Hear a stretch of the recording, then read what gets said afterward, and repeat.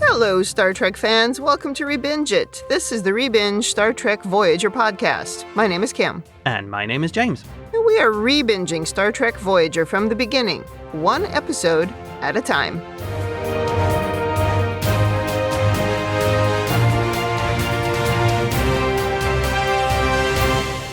Welcome back to the podcast. Today we are on Season 4, Episode 12, Mortal Coil. This episode aired December 17th, 1997. Before we talk about this one, anything to say about last week's episode concerning Flight with Da Vinci? No, it was perfect. The episode was fine. The podcast was great. It was very short, though.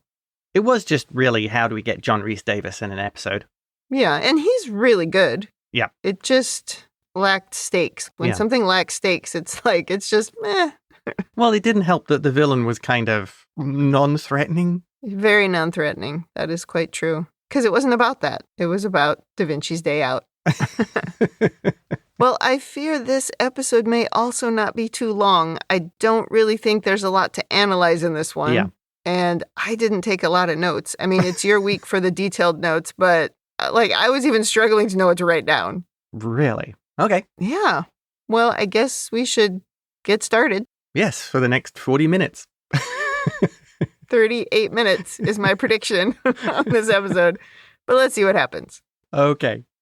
We open in the mess hall with a very upbeat Neelix serving Harry some kind of coffee and just sort of buzzing around. He seems quite happy. Mm-hmm. Chakotay enters and asks him to join an away team where they're going to collect a sample of protomatter from a nebula. First of all, you're going into a nebula. The answer should always be no. Yes, don't go into the nebula. Well, apparently Neelix has had experience with protomatter in the past when he was a trader, so he's the natural fit for this mission. You should only go into the nebula if you have no other options and someone is chasing you, and it's the only way to not die. You shouldn't go in on purpose. Yeah, exactly. Have they not watched previous episodes? Or movies. And regarding protomatter, I will have to quote Savick. An unstable substance which every ethical scientist in the galaxy has denounced as dangerously unpredictable. Apparently it's now fine. Savick. So that's from 2 and 3. Yeah. So did this happen? This must have happened in 3. Yeah, this was in 3 when it's revealed that David, Kirk's son, used protomatter in the Genesis device. Oh, okay. I don't really remember 3 that well. Obviously, I know what happened, but it wasn't one of those I watched 27 times, like 2 or 4. Granted, this was 70 years earlier, so using protomatter might be okay now. Yeah, they may have at least created a stable way to contain it or something. Although maybe not, because it doesn't seem to work well here. But anyway, carry on. There's also a little humor as Seven is complaining about Neelix's food, describing it as pungent.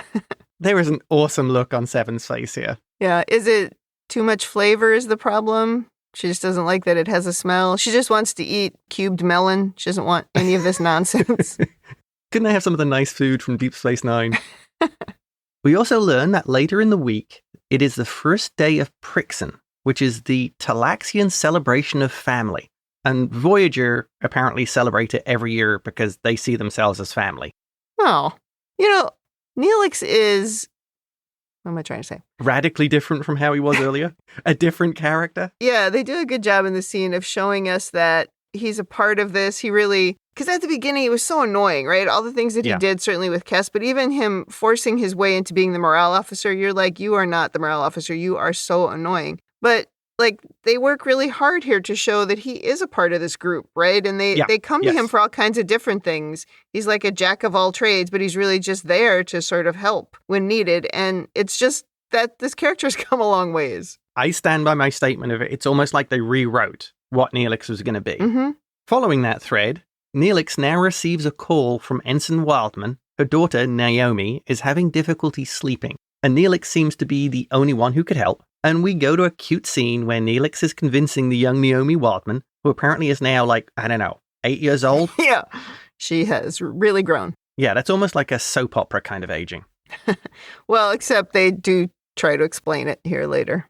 Well, Neelix is explaining to Naomi there are no monsters in her quarters, and then tells her of the Great Forest, which is the Talaxian afterlife mythology, where he'll be reunited with all the people he ever loved in a beautiful forest. And this was kind of a cute scene to show how Neelix is basically good with children. Mm-hmm.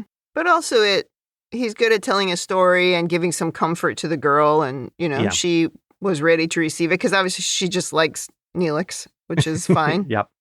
Do you think the reason she's afraid of invisible monsters is because she found out what happened in a couple episodes ago with the invisible aliens who are on board sticking needles in people? I think for a child, everything that pretty much happens on Voyager would be classed as traumatic, especially the invisible aliens. Because, she could be going, you don't know, you can't see them. Get the Borg. At which point, can I have 7? Can 7 come in here and check my quarters? It would be the least helpful in this situation.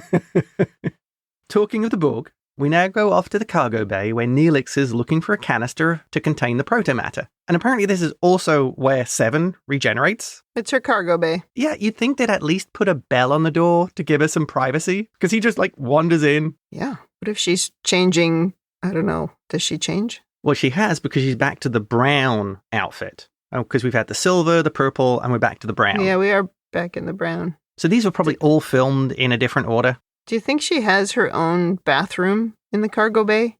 Bathrooms are irrelevant. She's eating now. It's coming out somewhere.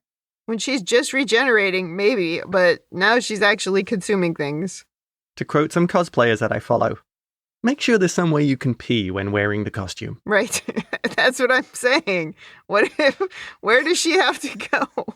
Is it in this room or does she have to go somewhere else? Or has she figured out a way with nanoprobes to just make that irrelevant? Neelix finds the canister and mentions how the Kazon almost stole it from him. And 7 relates how the Borg encountered them, calling them species 329, and how they were unworthy of assimilation, wonderfully describing why assimilate a species that would distract from perfection. Even the Borg hate the Kazon. This is the best scene in this entire episode. I love that the Kazon were too crap to assimilate. Yeah. Prodigy tried to redeem this character a little bit, but they're still crap. And I think this is the writers being like, yeah, we knew they were a bust. I think Prodigy made the Kazon better than they ever were in Voyager. I think they actually made them a little bit villainous, scummy, and it felt like the Kazon were actually finally something. Well, where Voyager seemed to try to be making them as primitive Klingons, I actually think Prodigy made them more Ferengi-like, which I think worked. Yeah. I do think someone should really advise 7 to stop bringing up assimilation in every conversation. I know. Yes. We said it a few episodes ago and someone on the Facebook group said it too. It's like, somebody please give her solid advice. 7, maybe there's some topics you don't talk about. Yeah. It doesn't always have to be assimilation. Right. You just have to tell her the humans are scared of that. Or, that's a bad thing to them. So just please try to find another way to talk about things. For the majority of races, being assimilated and having your personality suppressed is not a good thing. Right. Into a space shot of a shuttle flying into a nebula, and we see Tom is trying to convince Neelix how to make pizza once in a while. Yeah. And my note says, stop being whiny, Tom. Tom has become Neelix. They beam some of the protomatter into Neelix's thermos flask, and then things start to go wrong because they're in a nebula. Yep. Tom says the transporter beam has ignited the protomatter as we see the shuttle being struck by some kind of lightning coming from the nebula. Shields go down, and as Neelix reports, they have a sample. An electrical discharge comes all the way through the shuttle, through the view screen, and strikes Neelix in the chest. And he goes down. Why did it shoot him directly through the window? I know, right? And it didn't damage the window, force field, or anything, or even hurt Chakotay and Tom, who were sitting just inches away. No, it looked personal. Oh, yeah. Right? I thought they were going to explain somewhere in this episode why it happened like that. I mean, he says something later about he was meant to die in that nebula, and I see why he thinks that. The nebula was going, screw you. Yeah. Well, Tom attends to Neelix and reports he's dead. And into the opening credits. Oh, man. We didn't have the credits till now? A lot has happened. Okay. Yeah, I think it was almost 6 minutes in. Yeah. Back to the shuttle, and there's nothing Tom can do. The damage to Neelix is too severe. Back to Voyager, and they're having difficulty finding the shuttle. Tuvok reports they've located it, and they beam the crew to sickbay. And we go to the doctor informing Janeway, Chakotay, and Tom there's nothing they could have done. And we see the dead Neelix lying on a biobed. Did we lose another shuttle? No, I believe they tracked the shuttle in. Oh, okay. I think the writers are now suddenly taking note that they have to try and explain why Voyager has 197 shuttles. Janeway wants to follow the Talaxian traditions where they mourn their dead for a full week. It's funny in this scene how only Tom seems upset about Neelix being dead. Like, even Janeway is like, well, guess we better have a party. Tough luck. It's so weird because she's normally the one who is upset, but she doesn't seem that upset. And there's a line that Tom says, I knew we were too close to the protomatter. I should have said something. You were the pilot. What does that mean? I should have said something. You should have piloted it differently then if you felt like something was wrong. That was really a strange thing for him to say. Well, I feel Tom here is blaming himself, even if it wasn't actually what happened. Chakotay didn't order him to get that close. Tom is retroactively going, oh, I just felt it was wrong and I should have done something, rather than it actually being realistic. You know what I mean? Yeah, well, you probably should have done something then. Well, ideally do it before you got Neelix killed. Yeah. It would have been good if the others all turned to him and said, oh, so this is your fault then. So, yeah. Why did you do this, Tom? How terrible. Right. Seven joins them, asking how long's he been dead, which we learned was 18 hours, and then tells them, then it's not too late to reactivate him. She describes how the Borg can reactivate drones as much as 72 hours after what you would call death. I think someone needs to tell Seven. I mean, like you said, you're not Borg anymore. You're a confused human. Seven details the procedure, which involves using modified nanoprobes from her, and she delivers a great line. If you wish to salvage him, we must proceed immediately. Janeway gives the go-ahead, saying, if there's any chance, we have to take it. First of all, a wonderfully pragmatic Janeway. There's no discussing moral or ethical issues of would Neelix want this? Is it the right thing to do? What's the medical implications? No, Janeway is like, okay, give it a go. I mean, they do talk a little bit about what would be the repercussions from it. Like, would he still be Neelix, right? They do mention that, but they don't really talk about it because they have no idea. Like in passing. Yeah. The Doctor seems to be the only one that's a little hesitant here. But remember, Janeway, how much brain damage? She's ready. She's just like, okay, let's try it. It's that wonderful borderline between pragmatism and recklessness. It would have been funny if Neelix became, like, evil after this. Evil Neelix. Oh. You know, I think I would love to see the Mirror Universe Neelix. Oh, that would be interesting, yeah. Like, Mirror Quark was actually part of the rebellion, right? So, yeah, yes. What would Mirror Neelix be like? And Mirror Nog was pretty nasty. Oh, right, yeah. I can see Janeway being like, okay, we try it. If it doesn't work, we just kill him again. I mean, yeah. She's quite distant from all of the emotions in this episode. She's like barely here. Still in the sickbay, they start the procedure and it begins to work. The Doctor is quite surprised by all of this as Neelix begins to breathe again. And then while Seven and the Doctor are distracted at the console, Neelix sits up asking, what happened? Why am I here? And we go into a dramatic ad break. So we cured aging a couple episodes ago, and now we've cured death. But since we're episodic, we will forget this all by next week and never mention it again. Okay, that is actually one of my overanalysis points, so let's go straight into it. So, yes, precisely your point. We have cured aging, which the Doctor did like a few episodes ago, and now we've cured death. Question.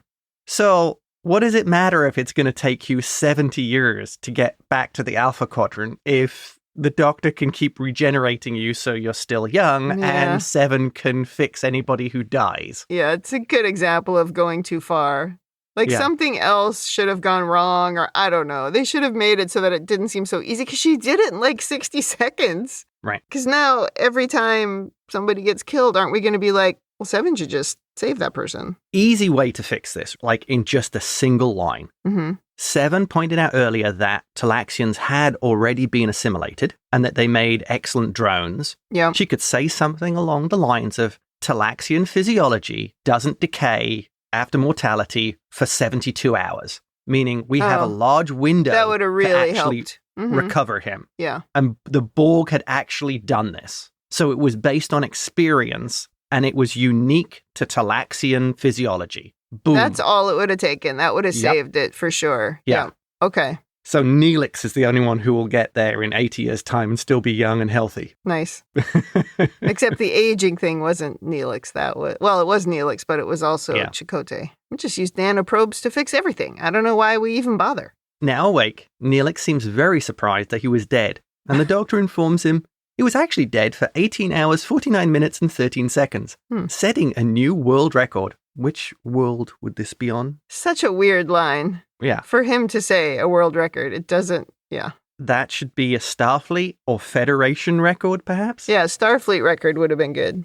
Seven explains, the Borg acquired the technology she used from species 149. She simply modified it. Okay, into some more overanalysis. Seriously, she should be sharing every piece of this information with the doctor. She clearly has in the hard drive in her head all this information about this medically advanced race, species 149, be downloading all of that to the doctor. Yep. Think of how many centuries worth of medical advances he could leverage. This is huge. I mean, if you're going to get a former Borg on board, that's what you should be doing. Right. Yeah. Her debriefing. And Seven doesn't seem bound to keep this to herself. She seems to be willing to use it when it aids them. So go ahead, use it. I mean, there is an ethical question of should the doctor use this information? I mean, this is an eternal problem of ethics of should the doctor use information that was obtained in the most despicable, unethical manners? I feel like you and I have had this discussion before. Yeah. And I fell on the, yes, of course, we have it now. We didn't do the things to make it to, the bad things, but we have it. We should use it for good. And I feel like you fell on the other side. But I'm like, it's right here. Why would I not use it? I feel in this case, as it was the Borg, you could use it. I do think it's important because we're in a precarious situation. There's mortal danger at every corner as we travel through the Delta Quadrant, and probably just normal every day when we're flying through space. Yeah. Everybody should have their own version of a DNR, right? Like if we knew that Neelix didn't want to be brought back, we wouldn't have done it. But okay, that's another point. You're going through all my points. That is the next one. You should have a DNR on file. For everybody. Just like you said, for everybody. Because remember, and this was in Discovery, remember the woman who was in a shuttle crash and was, 60% or 70% inorganic? Arium? Yeah. And she had the digital memories and things like that. Did she want that? It comes down to the quality of life thing. Of where do you draw the line of what is your quality of life? And to a large extent, I would think in a more advanced society like that, like theirs, there should be a point where you can say, no, I don't want you reviving me if I'm this badly damaged. And the same would apply to Neelix. Yeah. Yeah. I guess I don't know what it would say, right? Because sometimes extreme methods are probably fine. I guess maybe for Arium, it was if I was going to change, if I required X percentage of my body to be changed or augmented, maybe that was, something that was too far. By the way, that's one of my favorite Discovery episodes where we learn all of that. Yeah. It's one of the best. So maybe that, but there could also be, he just says, if I am dead, I am dead, right? Do not bring me back. Right. Yeah. Don't do any weird Borg experiments on me, please. I'd be like, yep, bring me back. Try everything. Go crazy. How much brain damage? That's fine. How much of me is left? That's okay. I'll try it. Let's see what happens. You would be like, I lost a finger. Nope, I'm out of here. We do not look at things the same way. Hit reset. I'm willing to risk it on the next go-round. Continuing in sickbay, it turns out Neelix isn't out of the woods yet. He'll need nanoprobe injections for the next few days until his own systems can take over again. There's a little humor where Neelix thinks this is fine, but is worried that he'll start assimilating the crew or sprouting Borg implants. Seven doesn't say no. Maybe about it, that is a little concerning. Maybe this is how she's assimilating the crew very slowly, one person at a time. She's got Neelix. Janeway asks, how many Borg implants? How many nanoprobes? Neelix and Janeway are now talking in the corridor. The mission, unfortunately, wasn't a success. The proto-matter destabilized. Janeway's not sending another team in until they figure out what exactly went wrong, and Neelix wants to help. Janeway does insist he rests, saying, "You've just returned from the dead. Go easy on yourself." Now in his quarters, we see Neelix seems actually a little down, asking his model tree, Elixir, why weren't you there? And Elixir was his sister's name. Yep. This I thought was interesting because we see Neelix on the outside, like when he's talking to Janeway, and he's very up. And soon as he gets into his own quarters, you see that mood change, that something is really wrong. Right. He's putting on this brave face. And I fear Neelix isn't actually telling anyone what he's feeling. Yeah, because we're not really into mental health awareness in the 90s. Seven and Tuvok are now walking and talking.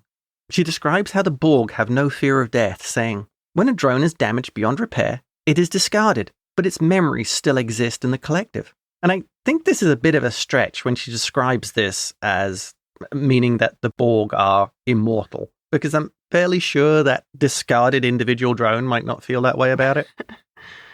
Yeah.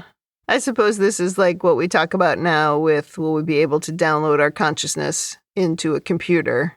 It's kind of similar to that, because she's just saying, yeah, but all my experiences and memories were remembered by the collective. Well, up until now, right. Not exactly immortal. Yeah, and how do you feel personally? I do think the shot at the end of the scene was her thinking, oh, wait a minute. Oh, yes. Tuvok points out that now she is mortal, and Seven replies, the collective will still have her memories and her experience. She agrees that it is a great relief, but she really does not seem convinced. And Jeri Ryan gives this great sense in her facial expressions that sort of, she's relaying the propaganda of the Borg, but she doesn't seem convinced. And she's sort of like forced to think about it for the first time of like, oh yes, effectively I'm immortal. All my memories will remain. But wait a minute, what does that mean for me personally? Yeah. All my memories since being severed are now not a part of that. So, yeah. And she looks really concerned. And I thought Jeri Ryan gave a really good sense of that here. Yeah, I agree. Jeri Ryan's really good in this episode. And that's one example. Mm-hmm. Yeah, well, because she does this great trick of varying between almost a Vulcan-like, absolutely logical. Yeah. Death is just a biological process. Of course, I'm going to help Neelix. We're just salvaging him. And then to this one where you see her character suddenly sort of coming to terms with something that, if you like, she's almost been programmed to think this way. Right. And suddenly as an individual, it's like, wait a minute, what does this mean to me personally? Yeah. Off to the holodeck, where Chakotay is running a simulation of the accident, with Neelix helping. Things play out as they did at the start of the show, and Neelix watches as he gets zapped in the chest by the electrical discharge, and he freezes the program and stands over the body, telling Chakotay, nothing. I died, and there was nothing. There was no one. No forest. He tells Chakotay of the Talaxian afterlife mythology, where his ancestors would be waiting for him by the guiding tree, his family, his sister, everyone who was killed in the war. And he took great comfort in this, but it's not true. Chakotay suggests they pulled him back before any of that could happen. But Neelix is adamant. He was dead for 18 hours. It's just a story. There is no guiding tree, no gathering of ancestors. There was nothing. And Neelix does seem to be starting to have a major existential crisis. Yeah, I do find it kind of funny him saying 18 hours should have been long enough. It's like 18 hours within the eternity of an afterlife.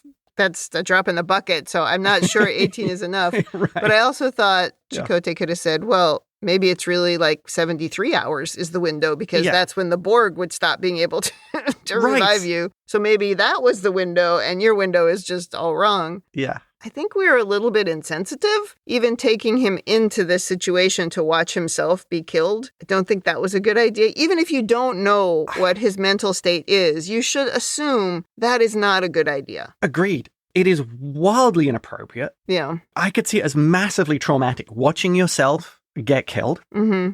I feel Chakotay should have had the emotional intelligence to see, no, Neelix, this is not a good idea for you to be there. And even once he's heard what it is that's going on in his mind, now you should react to that. Yes. Alarm bells should be going off. Alarm bells should be going off, exactly, because the guy's having a crisis. Yeah. And worst of all, he's putting up a front. Right. Because you saw Neelix was behaving just like Neelix up until this point, and you saw a change. Right. And someone whose job is to look after the crew should be going, this guy, something is going wrong. No, I totally agree. Watching them do this sort of rudimentary troubleshooting, right, where they're walking through the stages and just relaying the different things that are going on. Like, is the computer that runs this ship literally no help to do analysis on a situation like this? Like, today we would ask ChatGPT to analyze it. I mean, it would be wrong, but we would ask. So can we not really ask the computer what happened? Do we seriously have to? Are we going through logs? I think some of it comes down to there's sometimes a lack of forethought in how technology works.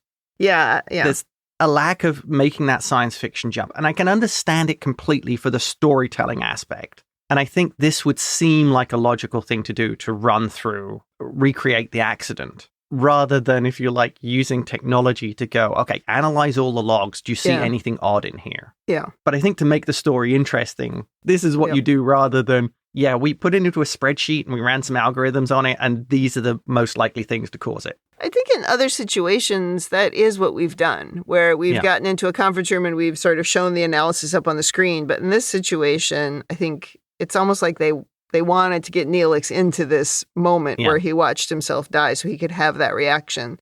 But I hadn't thought about it that way. I guess it was just for the story. Yeah. But and also, these people are not engineers.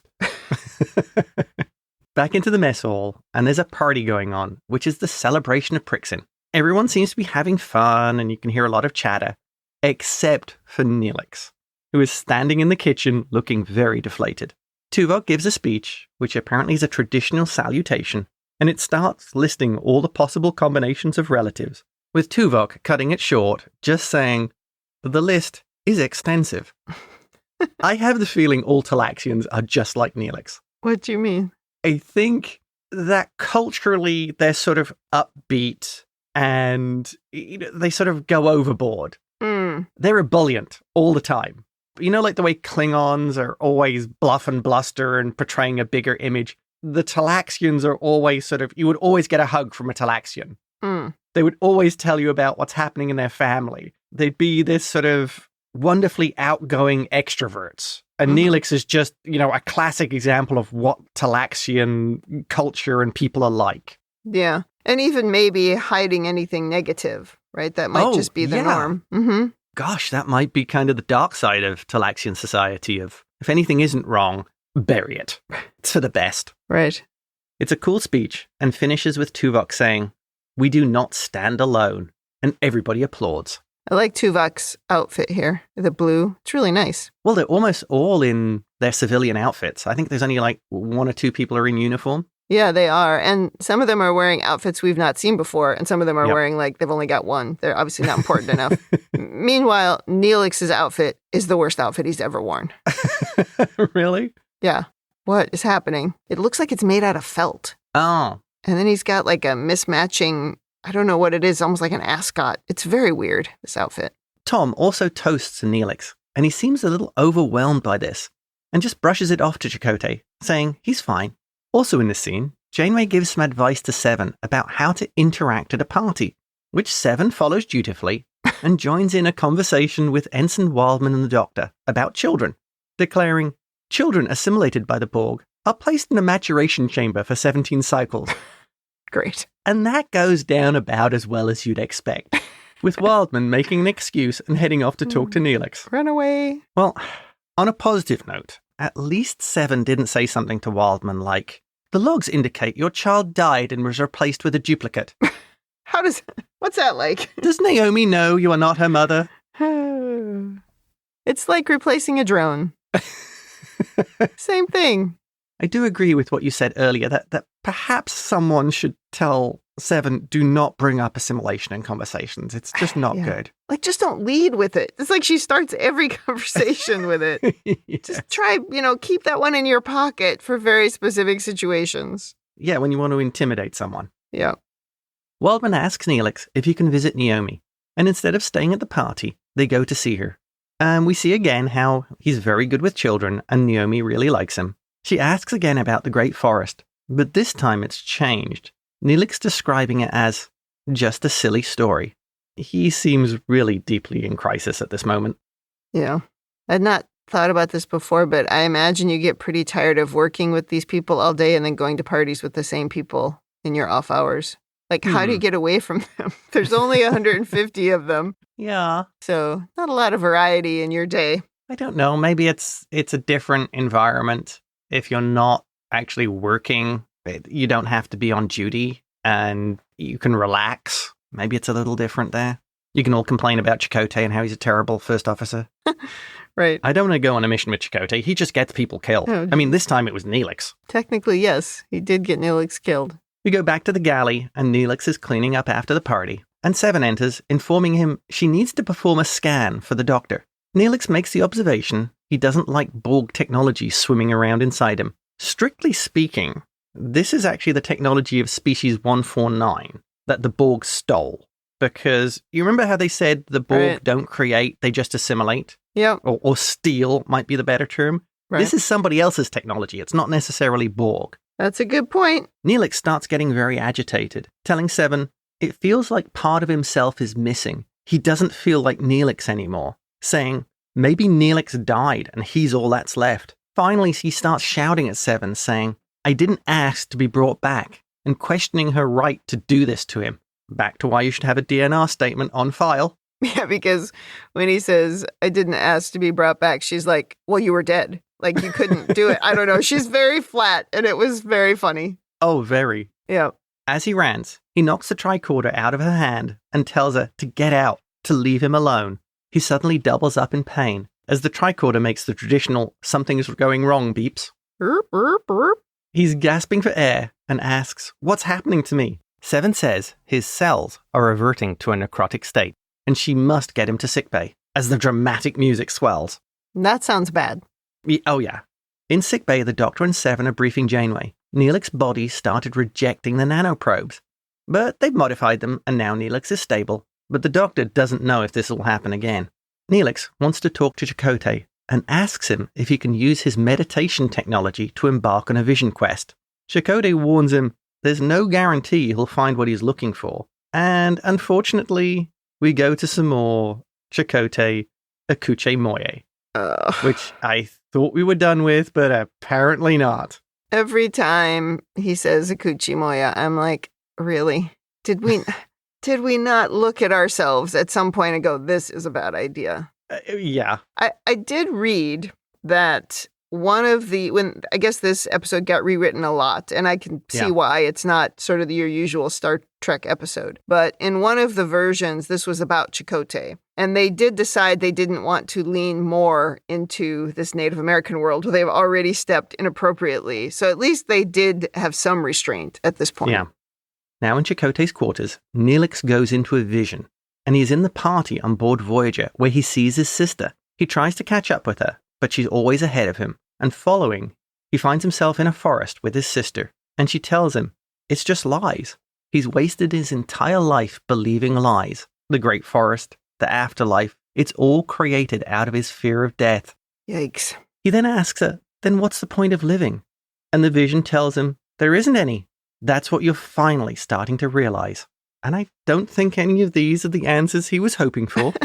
Well, I do wish he had maybe either told Chakotay what had happened or realized that what Chakotay said is not what happened, because I can't remember the exact words, but Chuckles tells him like to go to some place, right, where he's happy, or I can't remember what the words were, but sometime back in his history. But all he does is go back to the party. Yeah. Right? That's where his vision starts. Right. And then even at the party, things that don't align with what Chuckles told him start happening right away. Like, he runs into Seven and she goes, you'll be assimilated. It's like, what is happening in this weird vision? You're already sort of processing things that are just around you currently. Right. So it's like it's feeding the way he was feeling at the moment. You know what this reminds me of? What's up? Deep Space Nine, the pilot, where the prophets give Sisko and Dax a vision, and she sees this beautiful green fields and rolling hills, and he keeps on seeing this volcano-strewn hellscape.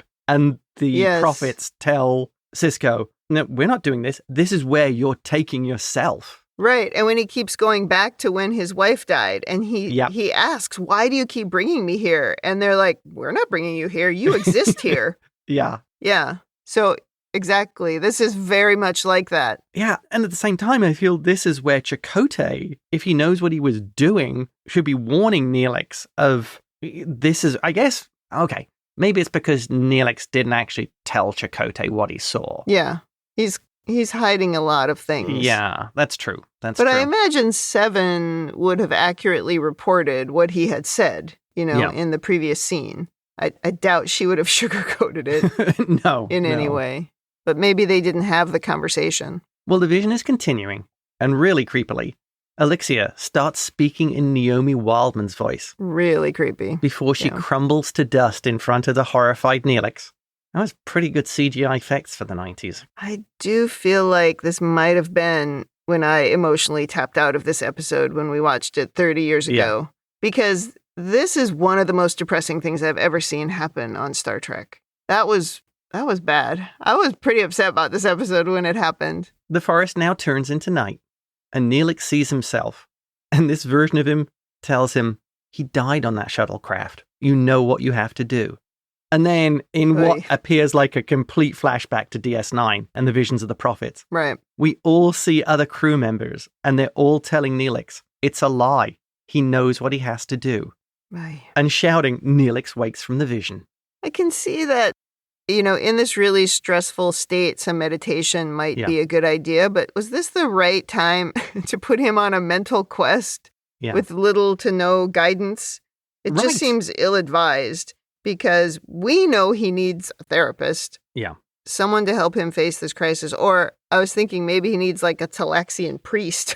He needs something. Right. Because that's a very good point. Yeah. This is not just PTSD. He is having a real crisis of his beliefs and everything that he has sort of depended upon and has really used as comfort when his entire family died. Yes. And that's been ripped from him. So, of course, this is the sort of reaction he's going to have. But just to let him suffer in silence is pretty awful.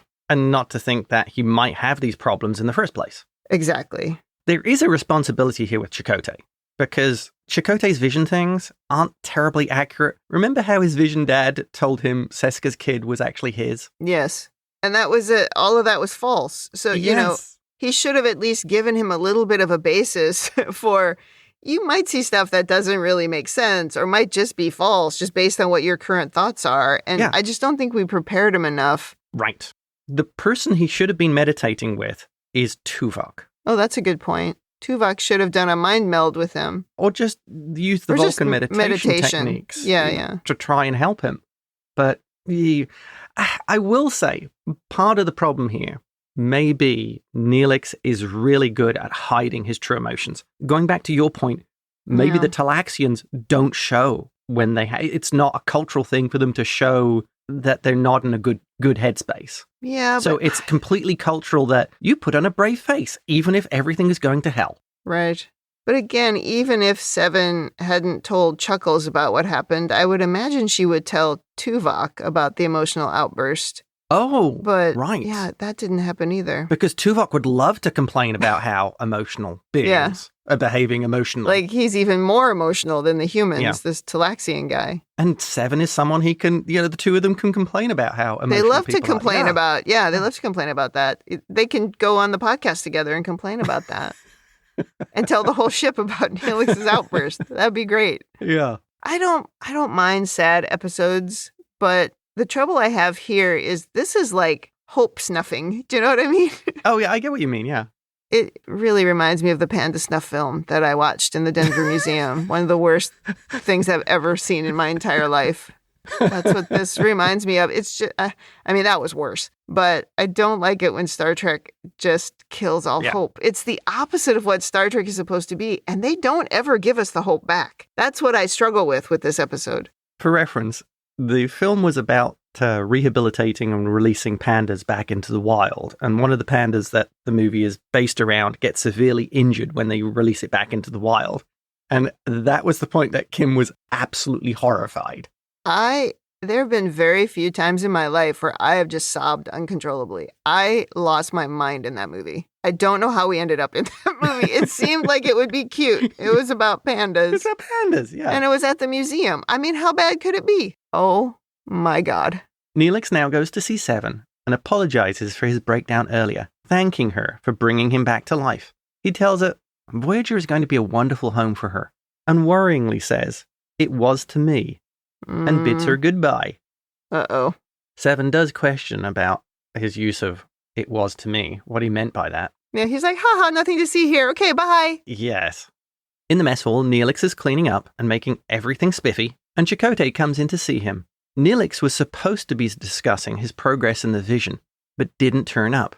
Neelix tells him he saw his sister in the forest and feels a sense of peace. Everything's great. Yeah, doesn't tell him doesn't tell him anything, really. Doesn't tell him anything. But this did make me feel better. It's like, okay, he did have a plan that they were going to review what had happened and talk through it, but Neelix has avoided it. Yes. Yeah. Chakotay tells him he needs to reflect on the images he saw, examine them. They're not just something you dismiss. He also plans to meet again after he gets off duty, and Neelix says he will. This is kind of concerning because I read about some people who are attempting to take their own lives, clean everything up, and make everything very clean and organized and everything. And I think that's what we're seeing here with Neelix. Yeah, it's like wrapping everything up. Yeah, and he's even rearranging the chairs so everything is perfect. Oh, it's so upsetting. This episode it's hard to watch.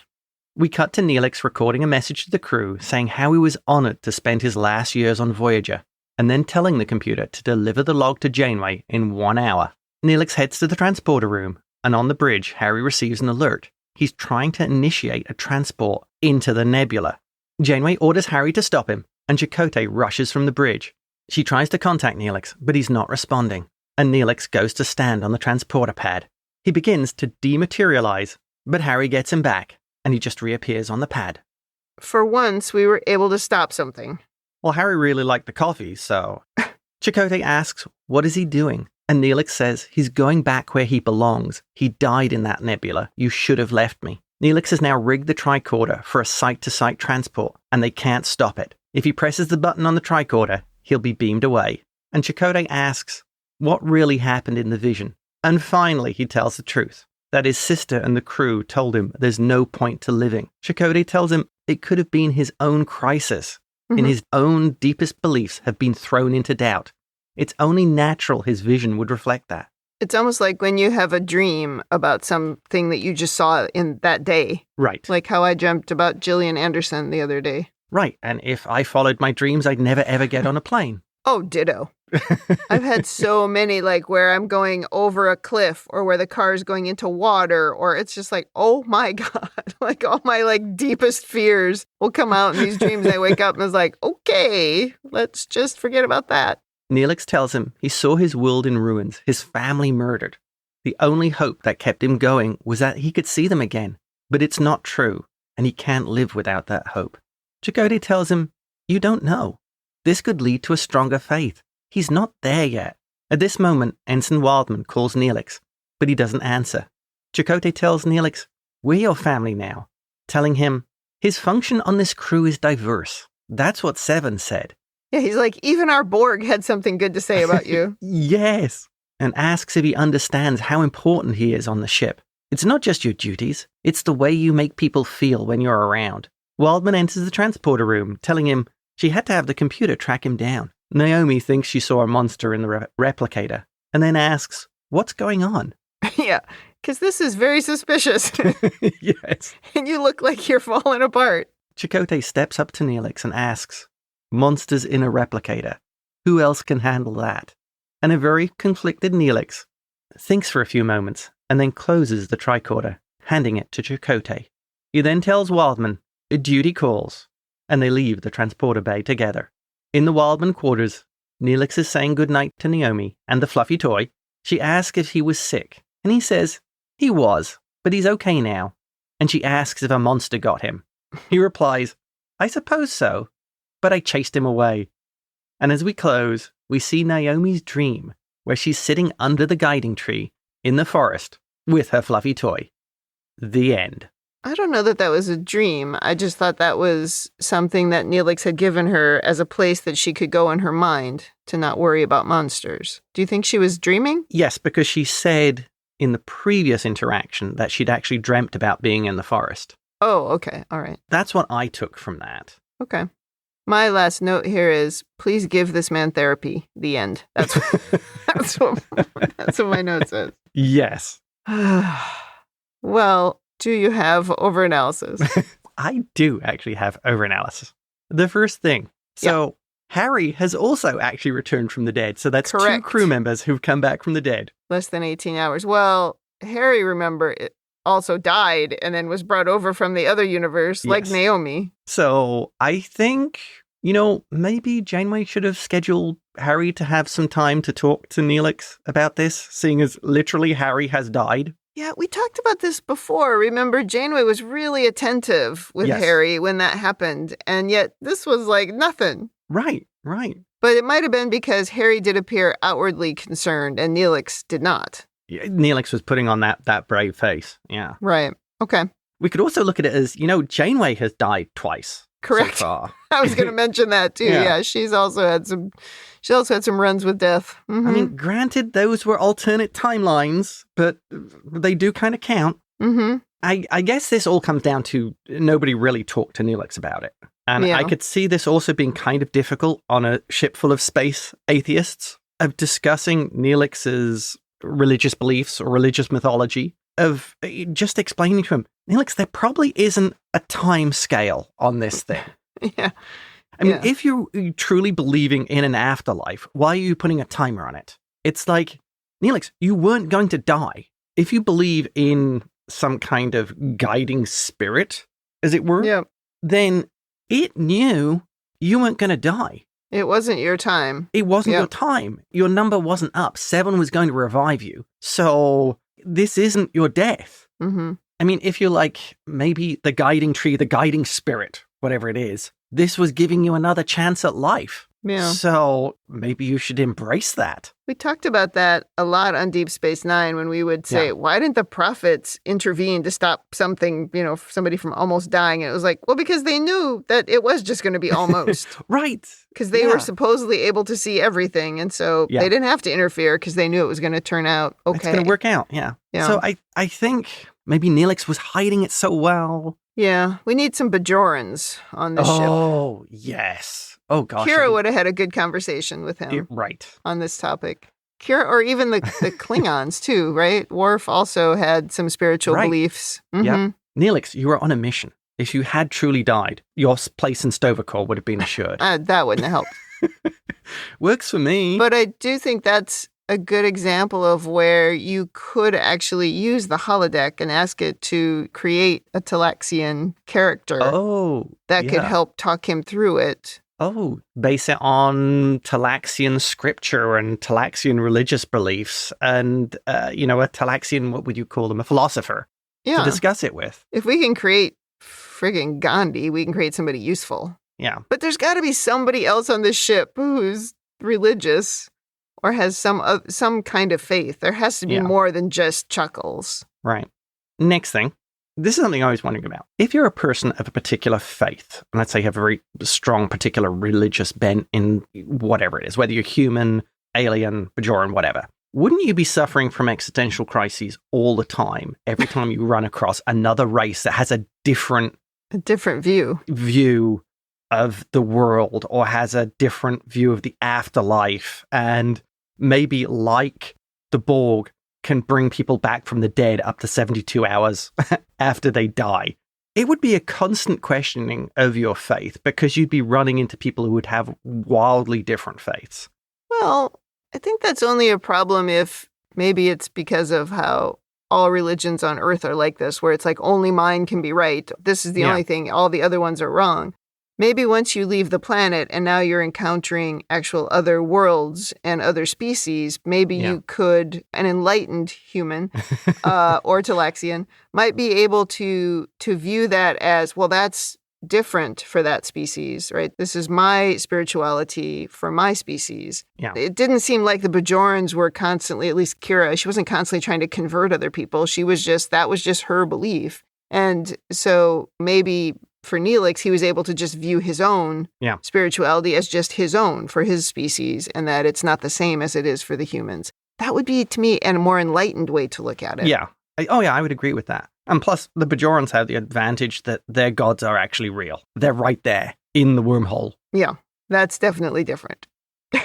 But yeah, but I think you'd be encountering this all the time. So sort of my point is, wouldn't you have had your faith questioned already by this point? So you would have to have personally reconciled it to what you're experiencing in the wider universe. One of the absolute best things about Deep Space Nine was how they handled the prophets and the Bajoran religion. Yeah. It was actually amazing how they did that. Oh, I absolutely loved it. And I did read that this episode was written by a person who felt like Catholicism was really forced on him in his childhood and in his life. And he had become a lapsed Catholic. Yeah. And this is where he ended up. It's like, okay, but did you have to bring the rest of us down with you? Whatever, dude. Oh, dear. Okay. And my final point is the gathering of his ancestors at the guiding tree.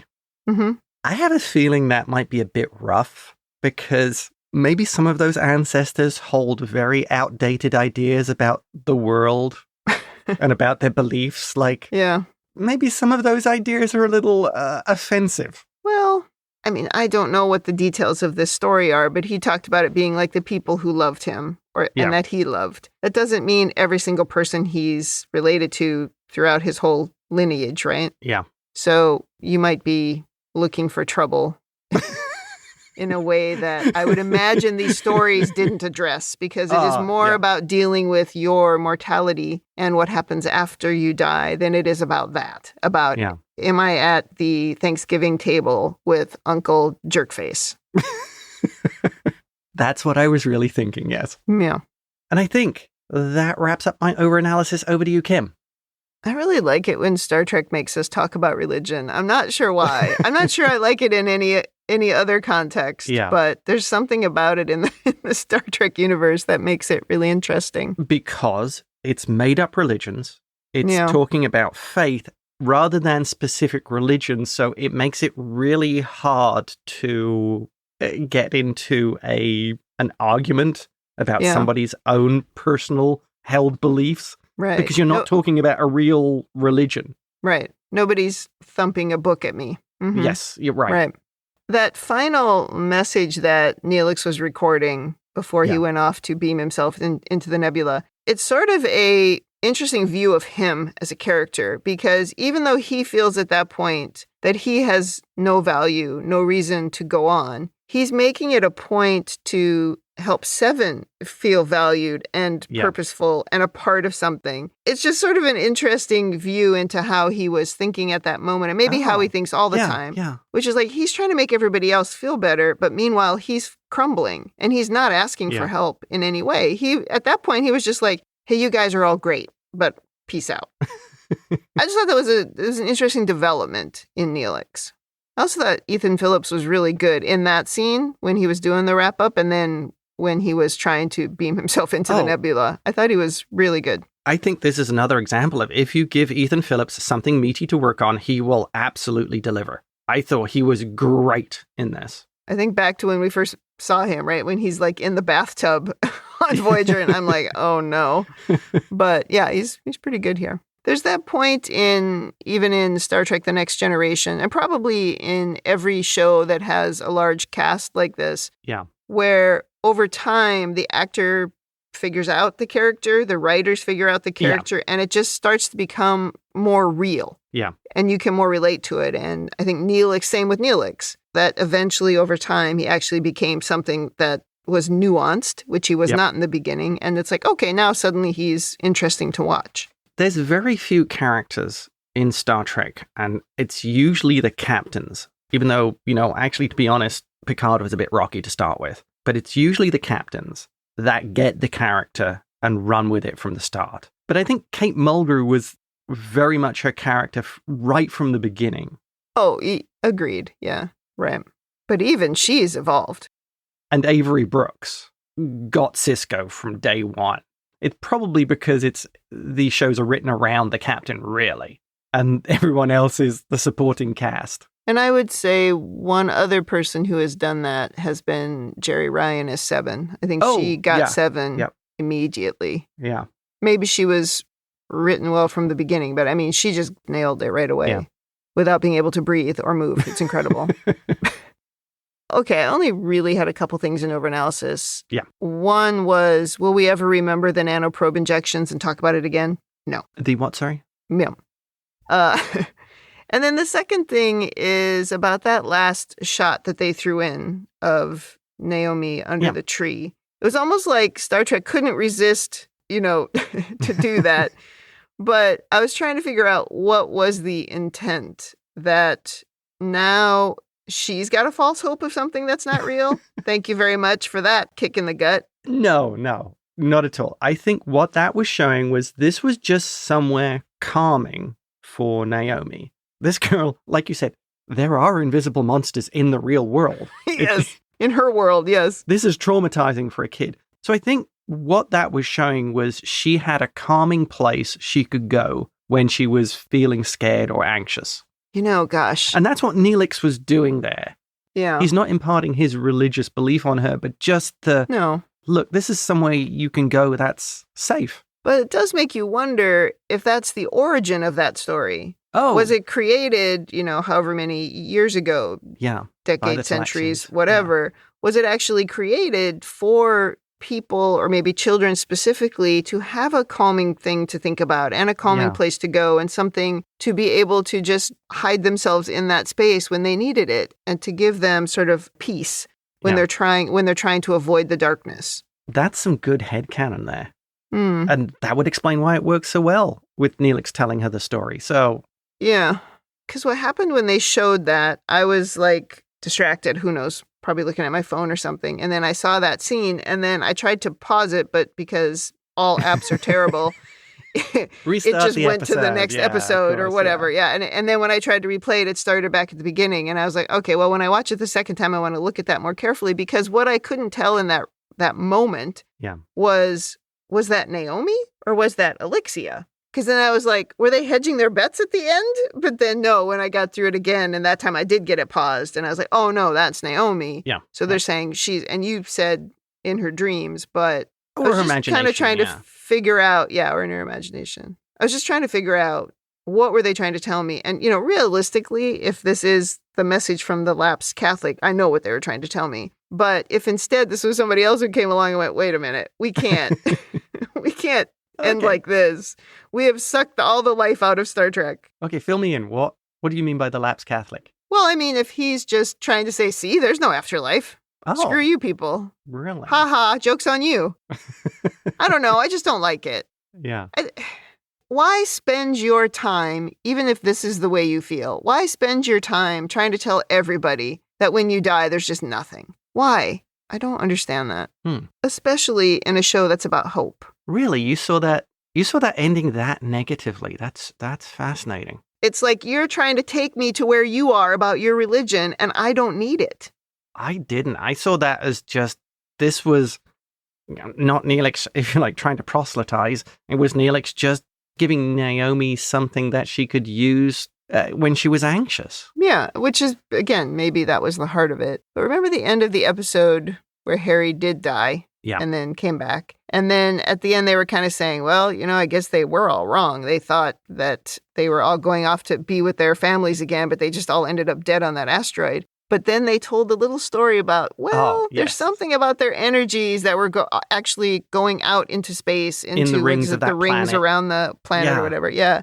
And so maybe their story... The complex energy patterns, yeah. So maybe there was something to their story. So It wasn't like, it didn't lean too far into it. Yeah. But they were just like, well, there's still this thing over here that we can't explain. And even in the episode Sacred Ground, it was similar, right? Where Janeway was like, science, science, science. But at the end, she was like, well, I can't quite explain that thing that happened. It could have been something else. I don't know. But we didn't do that here. Yeah. If it had been Elixia at the bottom of that tree sitting there, then we would have done the same thing. But that's not what we did, which is why I was like, I got to see if that's Elixia or Naomi. And it was Naomi. So we did not, this is not the same as those other things. It did not resolve the question of Neelix's belief in the afterlife. And I have no reason to think Neelix is fine from here. That's very true. And we keep sending him in to talk to a kid. Let's deal with his problems. Deal with his trauma. And not do that. Yeah. Oy. Well, I think a huge part of this episode is the fact that there doesn't seem to be a lot of concern over mental health and trauma. No. Yeah, totally. And this almost feels like that sort of throwback to walk it off. If you have any problems, oh, absolutely. Bury it deep and don't talk about it and put on a brave face. Try drinking it. Really helps. This is 100% walk it off. You'll be fine. Yeah. Don't talk about it. Push it way, way, way down. Absolutely. Again, another reason why I think I reacted badly to it in the beginning. It bothers me a lot less now. Well, that's good. I don't know why exactly, but I guess because I've reached the point in my life where I believe what I believe, and I don't necessarily care what anybody else believes or tries to tell me to believe. So I have different feelings about it, maybe than I did then. But I don't know, I had my own crises then that maybe was connected. Yeah. But I still don't like it. I don't like it in Star Trek. Interesting. Please identify for me where the hope is in this episode.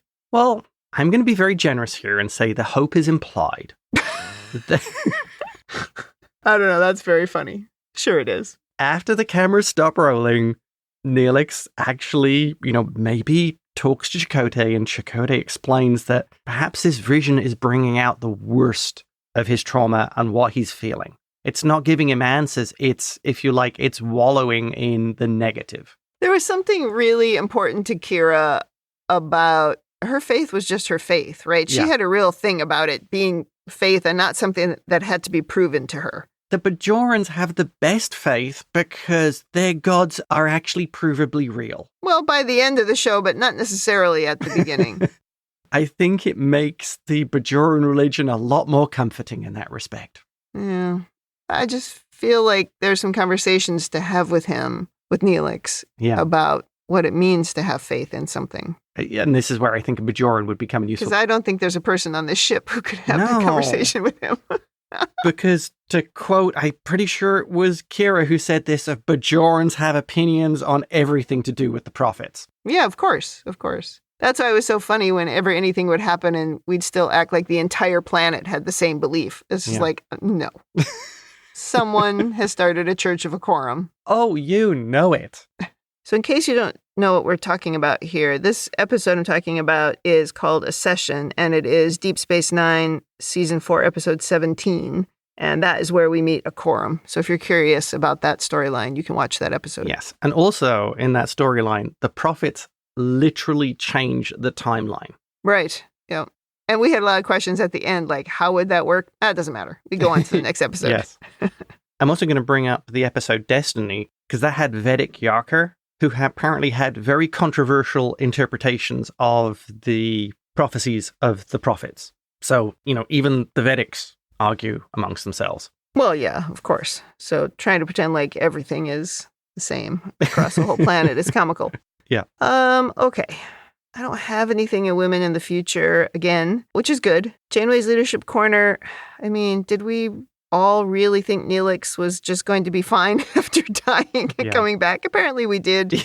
Yes, apparently. I mean, even that suggestion that he might have to continue those treatments and those injections for the rest of his life with this thing always hanging over his head. I mean, even that is kind of the stuff that support groups are created for. Yeah. And, we just went, oh, well, he'll be fine. I'm sure he can deal with it. Yeah, you miss one of the treatments and you actually die again. Yeah. That would be kind of stressful.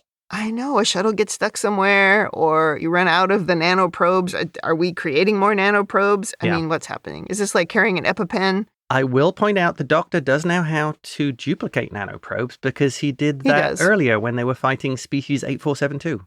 Yes. He also knows how to reverse aging. So that doctor knows a lot of stuff. Oh, yeah. All right, let's just go to rating. I retract my statement about this being 38 minutes, as we are now well over that in our recording. I guess we had a lot to say. Yes. I think anytime it's religion, there's a lot to say. So let's go to rating. Thumbs up, thumbs down, or neutral? What is your rating?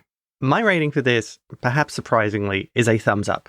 I did actually enjoy it. I think that there's some interesting topics in here. I also think if you use this as an episode that is a warning about the importance of mental health, it serves a very good purpose. Yeah. And I think, like I said, Ethan Phillips does a very good job in it. Seven was great. And I kind of like the science fiction idea of somebody who technically is dead, but is revivable. And I feel, even though I feel the rest of the crew, despite this sense of family that they're also promoting, not really having a handle on Neelix's own personal mental health is quite disturbing. You should be taking care of each other. I did like this episode, so I'm going to stick with a thumbs up. Not 2 thumbs up, but a thumbs up. Over to you. I mean, I give it a thumbs down. I don't like it. Really? I don't ever want to see it again. I didn't want to watch it this time. There's not enough hope. It's too negative. It's too dark. I think it's really hard to deal with mental health issues in 46 minutes in episodic television because we won't revisit this. And this is something that, there should be ongoing treatment for him. Yeah. It's not as terrible as I remembered it. I will say that. At least it didn't have the same kind of impact on me. But on the scale of 1 to 5 Panda snuff films being 5, this is probably more just like a 2, but it's still bad for me. But it's not quite as bad as what I expected and what I remember it being, because I really remember it being negative. I want to backtrack a little bit to Leadership Corner and tie in what you're saying about if you're a family, you kind of have to look after each other. And this is always something I feel is a really important part of my job as a leader in corporate America. And I know not everybody feels that way. A lot of times what happens is somebody starts to go off the rails and they just try to find a way to get that person out of the company because they're slowing them down or whatever. But I try to instill into the people that I work with that I do care about them. I can't necessarily save everybody. I can't help people with their mental health crises, but I can witness that it's there and try to get them to a point where they can find help, right? And also just make sure that people are given the opportunity to succeed. When I left my last job, the email I sent to the people I was kind of leaving my work in their hands, the last thing I said to them was, trust each other and look out for each other. And I do think that's important. But I feel that way all the time. It's like I'm leaving it now in your capable hands, but the only way I was able to survive it was with the help of everybody around me. So do the same thing, because I think that's really helpful. So yeah, that's a thing that's really missing here. It's like this is supposed to be our found family. That's a huge part of Star Trek. But we all just went, oh, he died. I'm sure he's fine. It's like when Wildman lost the baby and then they gave her a different baby. Right. I'm sure it's fine. You know what? It probably wasn't fine. It was probably horrible. But walk it off. And this is also on a level of you have to work together or you're all going to die. Right. You're not going to make it home. You're not going to make it through. Yeah, this is a much more dramatic thing than what I'm talking about of success or failure. It was never life or death. Yeah. So, yeah, I thumbs down. I just don't like the super dark stuff that has no hope. Like, what was the one in Deep Space Nine I hated? The one with the Doctor and the Plague and... Oh, The Quickening. No hope. One of my favorites. Oh, I would argue that one actually did end with hope. No, it didn't. I'm not going to have this argument with you again. It 100% does not. They say in the episode, oh, it doesn't matter, we're all going to die anyway. No. So, no, it doesn't. There is no hope in that friggin' episode. Okay. I would advise listeners to go and find our podcast, watch that episode, and then listen to our podcast for our discussion about that episode. Horrible. That's a Panda Snuff 4. Oh my God. Nothing will ever be the 5 of the Panda Snuff film, but 4 is pretty bad. You realize you're going to encourage people to now go and watch that Panda movie. Don't watch it. Oh my God. It was in IMAX as well. I was so upset in that movie. Yes, you were. Might be sensitive. All right. Well, that wraps up season 4, episode 12, is it? Wow. Yep. Come back next week. No, is it 12? Yep. Yeah. Come back next week for lucky number 13. Oh my God, we're halfway through this season already. Yes, we are. In the meantime, if you'd like to send us your own over-analysis of this or any episode, do not email me about the Panda Snuff film. I will not respond. But if you just want to say something nice, you can email us at ReBingeIT@gmail.com, or you can follow us or talk to us on the socials. We are on Instagram, Threads, Blue Sky, and YouTube, all at ReBingeIT. And you can always join the Facebook group, facebook.com/groups/Star Trek TTM podcasts. Thanks for joining us on the ReBinge Star Trek Voyager podcast. That's it for me. And that's it from me.